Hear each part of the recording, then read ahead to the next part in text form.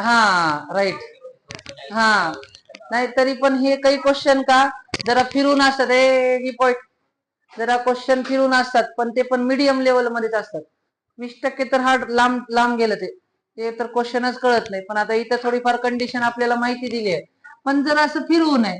बाकी TN AD तेच वापरायचे आपल्याला सगळं. त्यांनी म्हणलं की in an AP 17th term is 7 more than the 10 term, अशी कंडिशन आहे.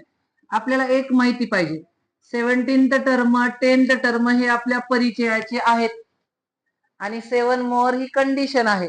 मोर म्हणजे प्लस आपण वापरतो ते परिचयाचे म्हणजे काय. 17th टर्म म्हणजे काय, T17 बरोबर आहे.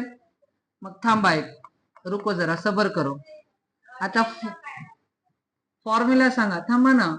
TN इज इक्वल टू ए, हा तुझं उद्या मी बसतो निवांत, आम्ही गप्पा मारत. कळत नाही का तुम्हाला सांगितलेलं का, म्हणजे रागवूनच सांगावं लागतंय. सांग बर, प्रत्येक गोष्ट केअरफुली लक्ष द्या. TN is equal to A plus n minus 1d. आता 17th टर्म म्हणजे T17 बरोबर ए प्लस 17 मायनस 1 d ला d. आता T17 नाहीये तुमच्याकडे, काय येते बघू तर आपण. ए प्लस 16d आलं आलं. ह्याला टाका मॅजिक बॉक्स मध्ये, ह्याचा काहीच पर्याय नाही कारण की ए आणि डी आपल्याकडे नाहीयेत, सोडून द्या त्याला.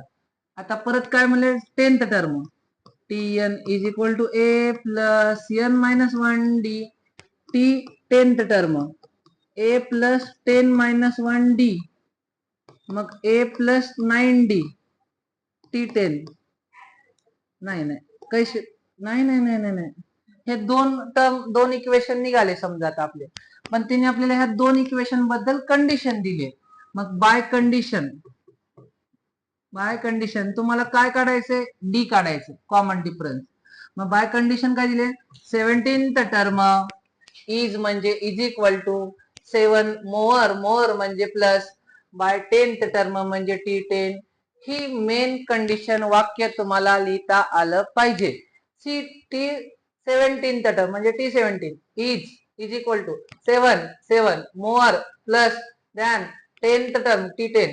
T17 किती आहे, ए प्लस 16d, 7 ला 7.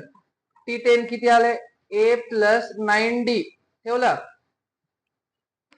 दोन्हीकडचं ए गेट कॅन्सल. 16d 7 इकडे घ्या, 7d बरोबर 7. 16d मधून 60d गेले, 16 डेअरी मिल्क मधून 60 डेअरी मिल्क गेले, किती उरले 9. हा 9 गेले, किती उरले 7d बरोबर 7. d is equal to 7 upon 7 म्हणजे किती येते, 7 एक 7. डी बरोबर 1. म्हणजे डी म्हणजे काय रे तुमचं, कॉमन डिफरन्स. पूर्ण वाक्यात लिहा, इट्स कॉमन डिफरन्स.